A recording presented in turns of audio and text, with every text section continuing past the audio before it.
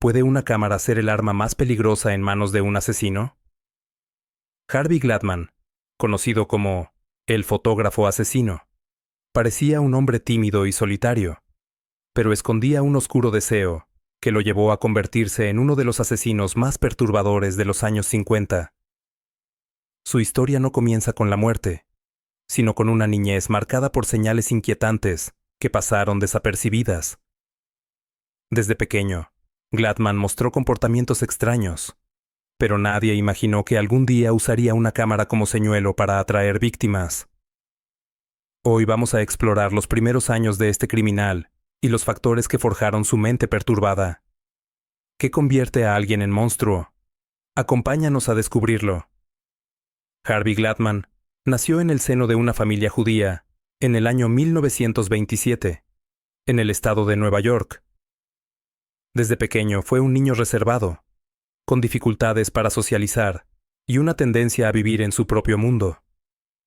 Su madre, muy sobreprotectora, creía que con amor y cuidados lograría que Harvey saliera adelante, mientras su padre, ausente emocionalmente, no veía las señales de alerta que aparecían con los años. A los 4 años, Harvey sufrió una herida en la cabeza que sus padres consideraron menor, pero que algunos investigadores creen que pudo haber afectado su desarrollo emocional. Comenzó a mostrar un comportamiento anormal. Se ataba cuerdas al cuello, se lastimaba a propósito y disfrutaba de estas experiencias. Nadie imaginó que estos actos eran los primeros pasos hacia una mente criminal. Durante la adolescencia, Gladman no logró encajar con sus compañeros de escuela. Sufría de acné severo, llevaba frenos en los dientes y caminaba de manera torpe, lo que lo convirtió en blanco fácil del bullying. Estos rechazos alimentaron un resentimiento silencioso hacia el mundo, especialmente hacia las mujeres, quienes solían rechazarlo o burlarse de él. A medida que crecía, sus pensamientos se volvían más oscuros. Robaba ropa interior femenina, espiaba vecinas y fantaseaba con dominar y someter a mujeres. Estas fantasías no eran solo pensamientos pasajeros, se convirtieron en una obsesión. Lo que comenzó como pequeños delitos se transformó en una necesidad emocional que lo impulsaba a buscar poder sobre los demás. Ya en su juventud, Harvey fue arrestado varias veces por acoso y conducta sexual inapropiada. En una ocasión, entró armado a la casa de una mujer y la ató, diciendo que era parte de una fantasía que él necesitaba cumplir. Fue enviado a un hospital psiquiátrico, pero fue dado de alta con un diagnóstico de neurótico inofensivo, subestimando el peligro real que representaba. Después de salir del hospital, se mudó a Los Ángeles, donde encontró una ciudad perfecta para esconder sus impulsos. En ese entonces, muchos jóvenes aspiraban a convertirse en modelos o actrices, y Gladman descubrió que podía aprovechar esa ilusión. Compró una cámara, alquiló un pequeño estudio y comenzó a ofrecer sesiones fotográficas a mujeres solitarias. Con una cámara colgada al cuello y una sonrisa falsa, Harvey Gladman perfeccionó su método para atrapar víctimas. Publicaba anuncios en periódicos, ofreciendo sesiones fotográficas a mujeres que soñaban con aparecer en revistas. Fingía ser fotógrafo profesional y ganaba su confianza con promesas de fama, haciendo que muchas bajaran la guardia, sin sospechar que detrás del lente se escondía un monstruo. Una vez que las víctimas estaban en su estudio, o en algún lugar apartado, les pedía posar con sogas, como parte de una supuesta serie artística. Con palabras suaves y tono manipulador, las convencía de que todo era parte del trabajo. En ese momento, cuando ya no podían escapar, revelaba su verdadera intención: el control total, la humillación y, finalmente, la violencia. No se trataba únicamente de matar. Gladman disfrutaba del proceso de sometimiento. Fotografiar a sus víctimas en sus últimos momentos no solo le daba placer, sino que le ofrecía recuerdos de su poder sobre ellas. Cada imagen era un trofeo, una confirmación de que por fin podía dominar a quienes antes lo rechazaban o ignoraban. Lo más inquietante es que, tras cada crimen, regresaba a su rutina como si nada hubiera ocurrido. Trabajaba, compraba en tiendas locales, incluso charlaba con vecinos. Su doble vida lo hacía invisible a los ojos de la ley. Nadie sospechaba del joven callado con cara de niño y modales extraños que vivía solo con su cámara como compañera fiel. Pero a medida que aumentaba su seguridad, también crecía su descuido. Dejaba huellas, usaba los mismos métodos, hablaba demasiado. Su impulso por seguir matando comenzaba a superar su necesidad de permanecer oculto. La policía ya tenía algunas pistas, pero aún no unían los casos entre sí. Gladman sentía que era intocable. Y mientras la ciudad seguía su curso, Harvey Gladman planeaba su siguiente movimiento, seguro de que su técnica seguiría funcionando. Una nueva víctima. Una nueva donde la recibió con aparente amabilidad. Preparó luces, cámaras y accesorios, incluyendo la cuerda que, según él, serviría para una toma dramática. Lo que Judy no sabía era que ya había sido seleccionada como su próxima víctima, mucho antes de siquiera escuchar su nombre. Durante la sesión, Harvey fue envolviendo a Judy en un juego de instrucciones cada vez más extrañas. Le pidió que simulara estar atada, luego que lo hiciera de verdad. A medida que la situación se volvía más incómoda, ella comenzó a mostrar miedo, pero ya era tarde. Gladman sacó su arma, ató sus muñecas y la sometió. Las fotos que tomó ese día no eran para ninguna revista, eran para su colección personal de muerte. Judy fue violada, asesinada y finalmente abandonada en una zona desértica del sur de California. Después de Judy, Gladman se sintió aún más poderoso. Se convirtió en una especie de cazador, acechando modelos anónimas con un plan que refinaba en cada crimen. Cambiaba ligeramente su discurso, mejoraba su actuación como fotógrafo y elegía lugares distintos para evitar sospechas. Llevaba siempre consigo su cámara, su arma y su cuerda, elementos que para él formaban parte de un ritual casi sagrado. Para Harvey, cada nuevo asesinato era una experiencia que lo acercaba a una sensación de control total. Sin embargo, en el fondo de su mente empezaban a formarse dudas. A pesar de su frialdad, Gladman también era extremadamente metódico y sabía que dejar cabos sueltos podía significar su fin. En varias ocasiones, regresó a escenas de crimen para asegurarse de no haber dejado pruebas.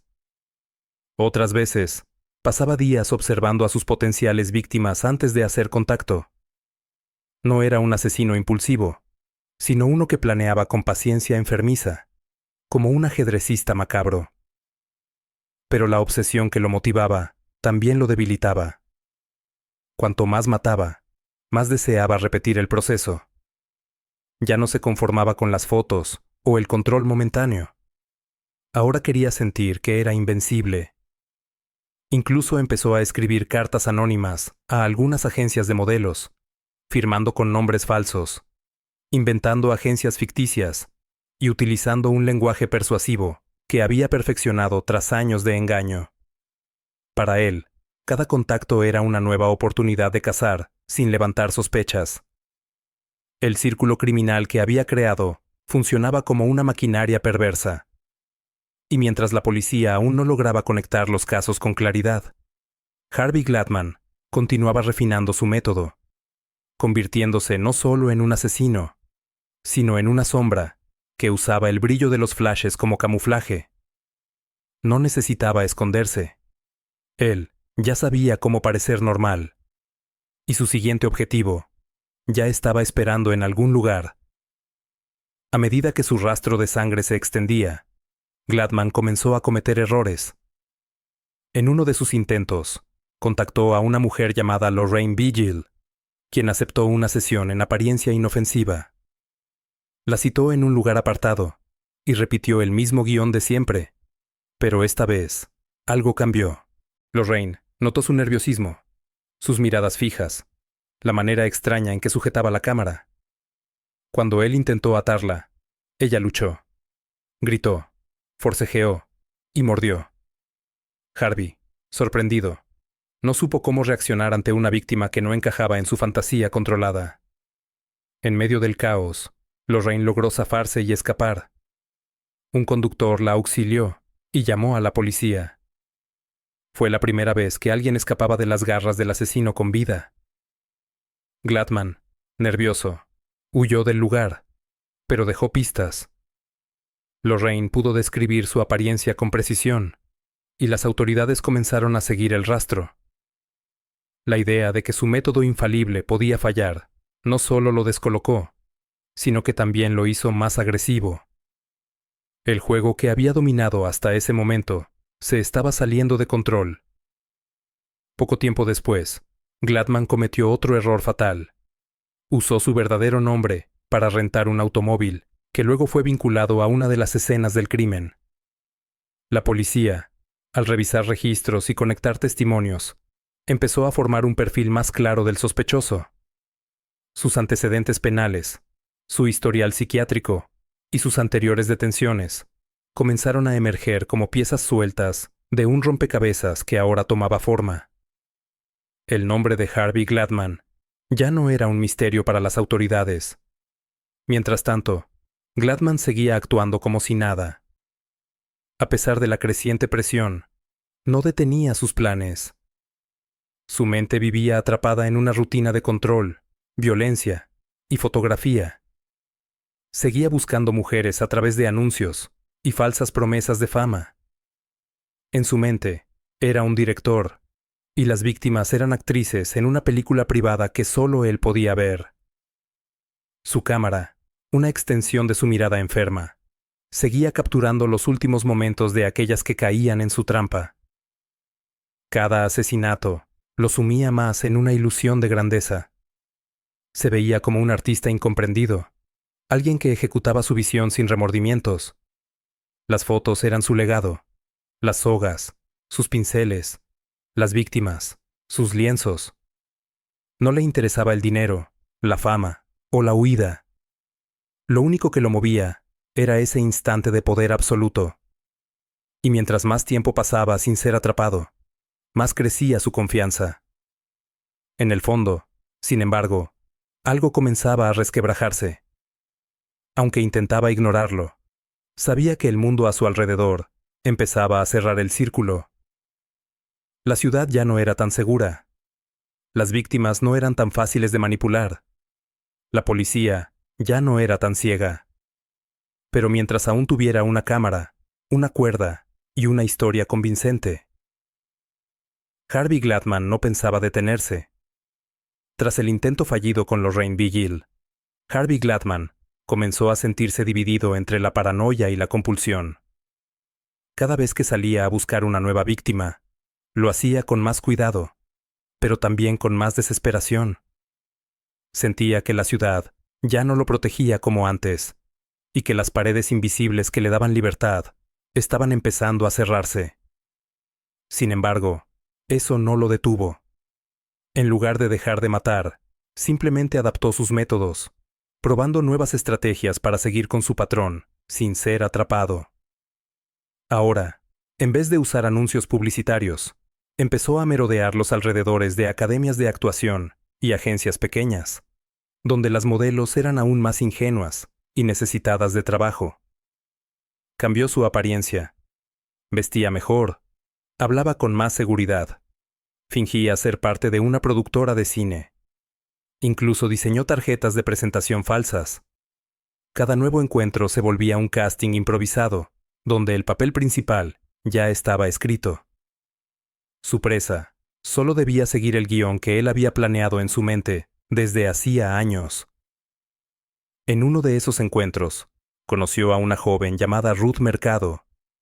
Ella era amable, confiada y con grandes aspiraciones. Harvey la convenció con su habitual historia de fotografías para una publicación de moda. La citó en un estudio improvisado, en una zona industrial apartada de la ciudad. Ruth no sospechó nada. Incluso llegó con su propio vestuario, creyendo que era el primer paso hacia su carrera soñada.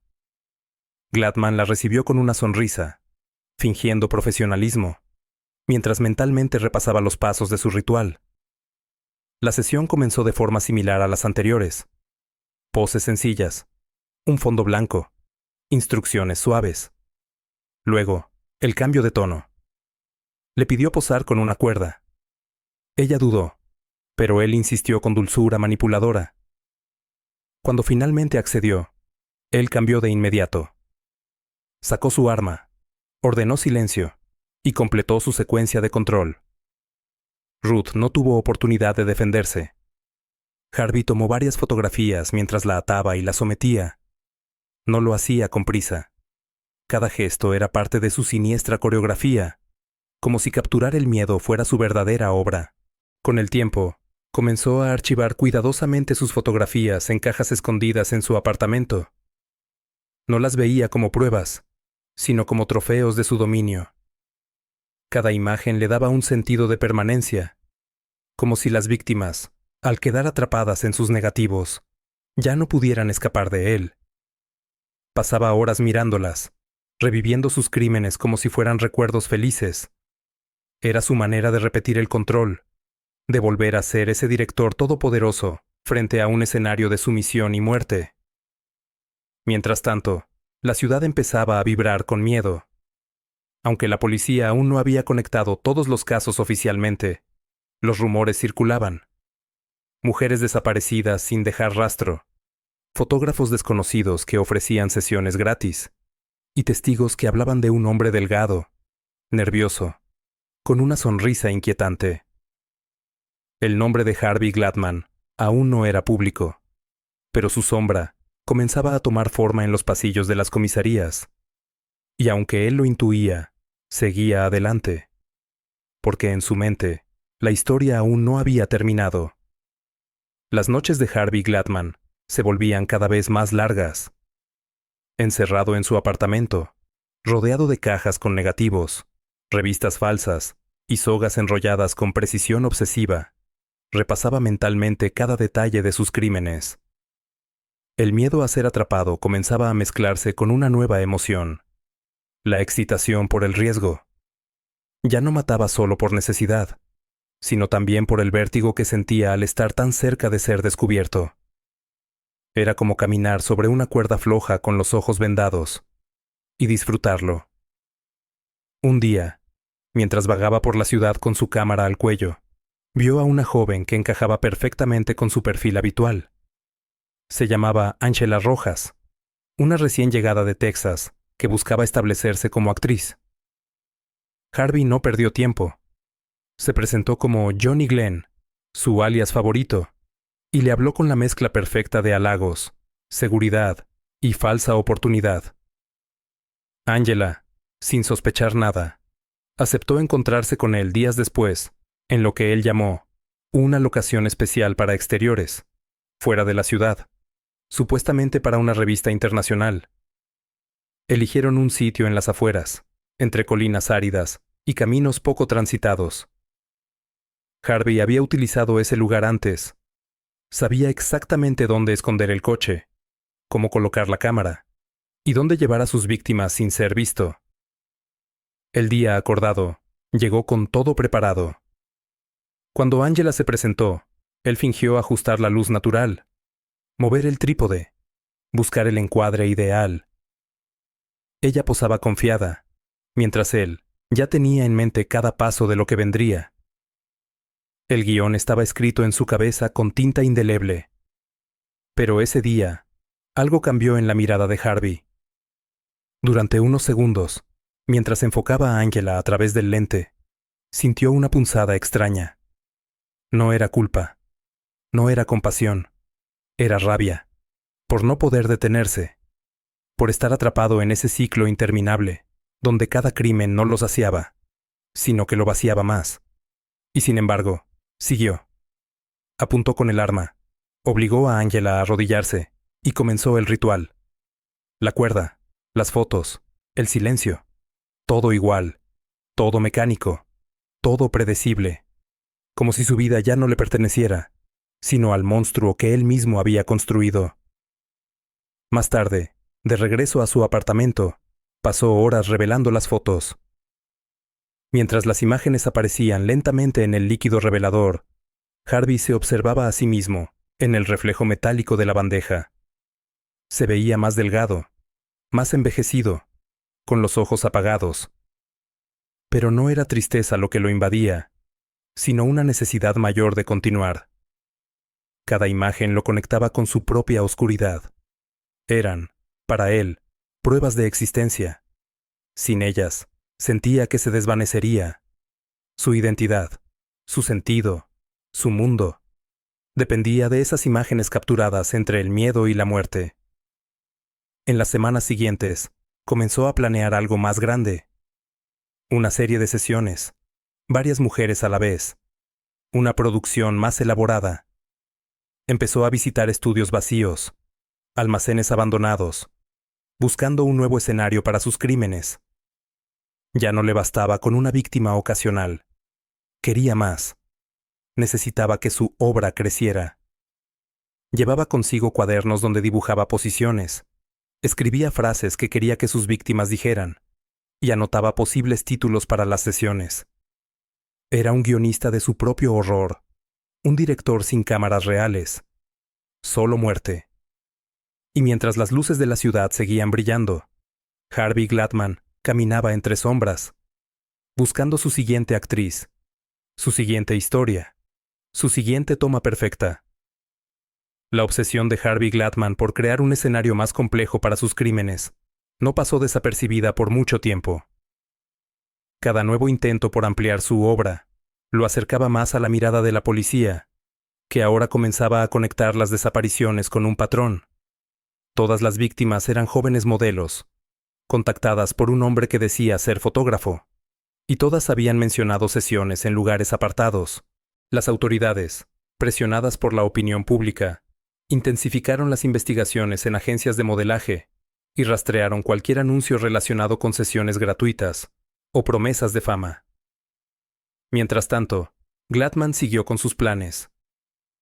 Contactó a otra joven llamada Lorraine, una mujer fuerte y decidida, que estaba buscando nuevas oportunidades en Los Ángeles.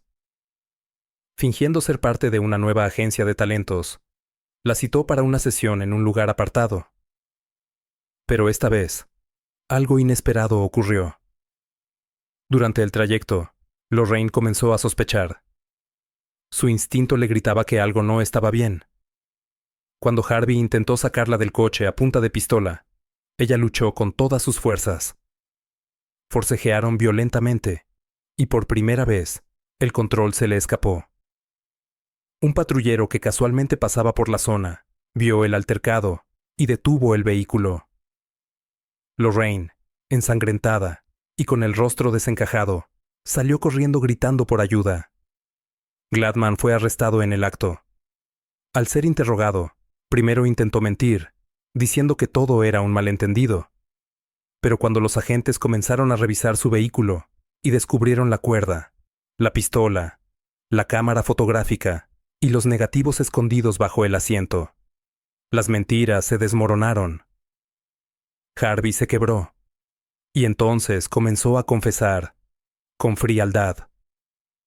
Durante los días siguientes, Gladman relató con precisión escalofriante todos sus crímenes. Detalló cómo las engañaba, cómo las ataba, qué decía antes de disparar la cámara y después apretar la cuerda. Mostró dónde estaban enterradas. Entregó nombres. Entregó fotos. La policía, horrorizada, descubrió en su apartamento un verdadero archivo del horror.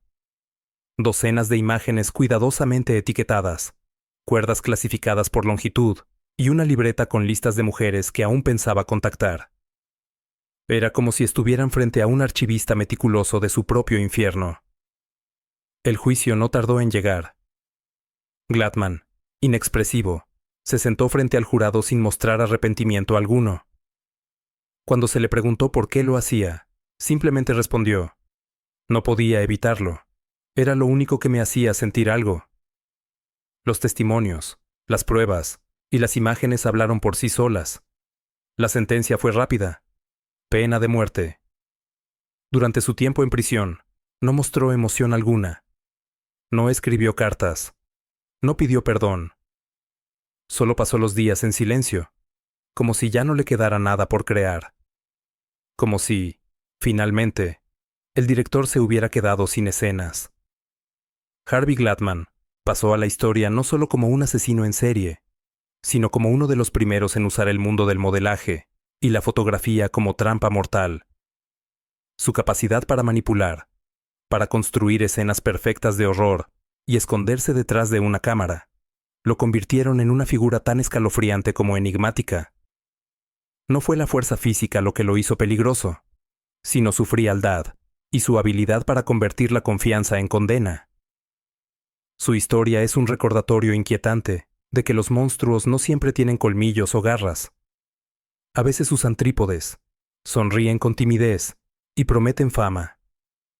Y es precisamente esa dualidad, entre lo cotidiano y lo macabro, lo que hace de Harvey Gladman una figura imposible de olvidar.